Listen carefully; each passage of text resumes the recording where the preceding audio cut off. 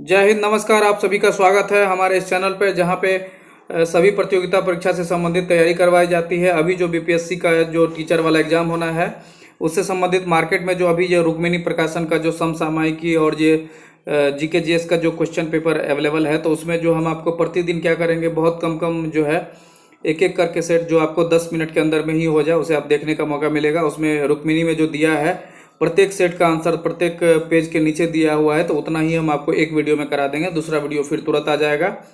ऐसा ही करके आप इसको 5-10 मिनट समय निकाल के आराम से चाहे तो इसे आप देख सकते हैं।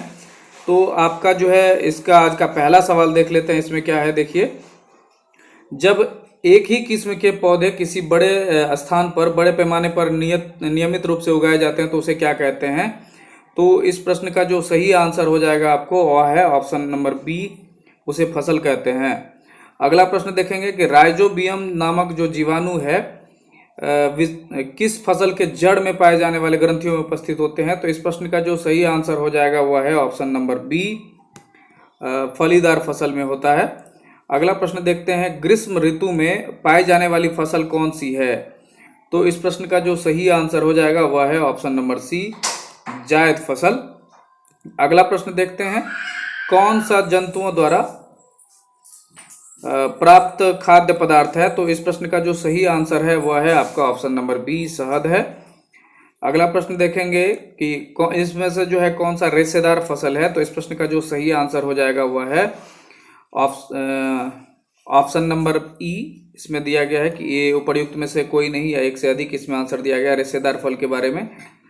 अगला रेशेदार फल वो होता है जिसमें कि आपको उस फसल में से, जैसे कि इसमें एक से अधिक आंसर हो जाएगा, जैसे कि सनई है, जूट है, ये सब जो है रेशेदार फसल है।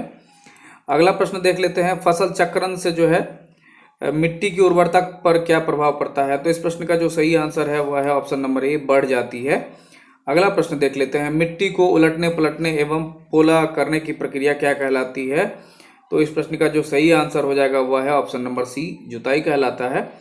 अगला प्रश्न देखते हैं, दानों को जो है भूसे से अलग करना क्या कहलाता है? तो इस प्रश्न का जो सही आंसर हो जाएगा वह है ऑप्शन नंबर बी, थ्रेशिंग कहलाता है। अगला प्रश्न देखेंगे कि इनमें से कौन सा जो खरपतवार का उदाहरण है? तो इस प्रश्न का सही आंसर हो जाएगा आपको ऑप्शन नंबर बी, गाजर घास कहलाता है।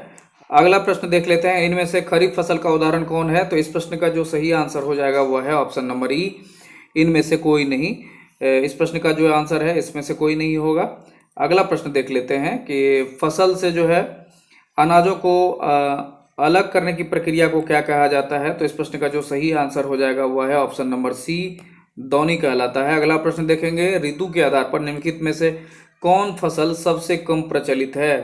तो इस प्रश्न का जो सही आंसर है वह है ऑप्शन नंबर सी, मिश्रित फसल। अगला प्रश्न देख लेते हैं, सेल कणों और ह्यूमस के मिश्रण को क्या कहते हैं? तो इस प्रश्न का जो सही आंसर है वह है ऑप्शन नंबर ई, इसमें से कोई नहीं। अगला प्रश्न देख लेंगे, कुतरने में सहायता करने वाला दांत निम्नलिखित में से कौन है? तो इस प्रश्न का सही आंसर हो जाएगा ऑप्शन नंबर ए, कृंतक कहलाता है।